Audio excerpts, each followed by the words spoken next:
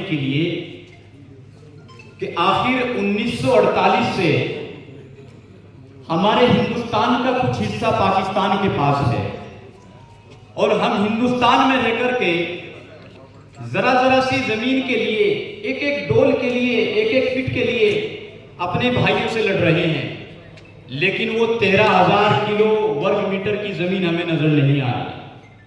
और जो पाकिस्तान इस्लाम के नाम पर स्थापित है, कुरान के नाम पर स्थापित है, क्या उसको हदीस रसूल की हदीस नजर नहीं आती जो मैंने अभी पढ़ी है? मन ज़लमा मिनल अर्ज़ि शय्यन तुफ़िक़हु मिन सबई अराज़ीन, जिसमें अल्लाह के नबी सल्लल्लाहु अलैहि वसल्लम ने इरशाद फरमाया कि जो शख्स किसी की जमीन का कुछ हिस्सा भी नाहक कब्जे से अपने कब्जे में लेकर रखेगा तो कयामत के दिन उस जमीन का वजन उसके कांधों पर लटका दिया जाएगा और उसको कहा जाएगा कि जाओ इसके वजन को लेकर सारे चक्कर लगाओ। मोहतरम बुजुर्गों, इसके लिए हम सबको कोशिश करनी होगी।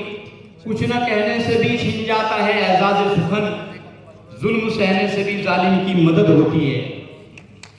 मैं आप सब लोगों से गुजारिश करूंगा कि आप सब लोग मन बनाइए, और मैं बड़ी जिम्मेदारी के साथ एक बात पूछनी चाहता हूं कि वो दारुल उलूम, वो जमीयत उलमा हिंद जो ये दावा करता है कि 1947 की देश की आजादी में हमने बड़ा योगदान दिया, वही दारुल उलूम जमीयत उलमा हिंद जब एक साल के बाद पीओके को नाजायज कब्जे के साथ अपने हिस्से में पाकिस्तान से लिया तो दारुल उलूम उस वक्त खामोश क्यों रहा?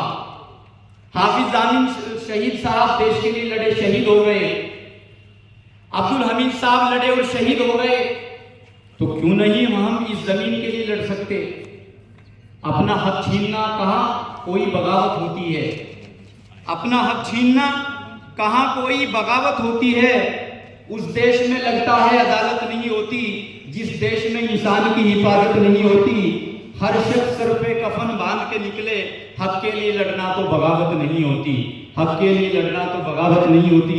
मैं आप सबके फिर से एक बार भाई साहब का सहारनपुर की जमीन पर इस्तेकबाल करता हूं, क्योंकि सहारनपुर गंगा जमुना तहजीब की एक बेहतरीन मिसाल है। क्योंकि सहारनपुर में जहां एक तरफ मादर इल्मी दारुल उलूम देवबंद है तो दूसरी तरफ माता शाकुंभरी देवी का एक बड़ा विशाल मंदिर है। तो ऐसी सहारनपुर की ऐतिहासिक धरती पर मैं आदरणीय भाई साहब का इस्तेकबाल खैर मकदम करता हूँ। अल्लाह हाफ़िज़।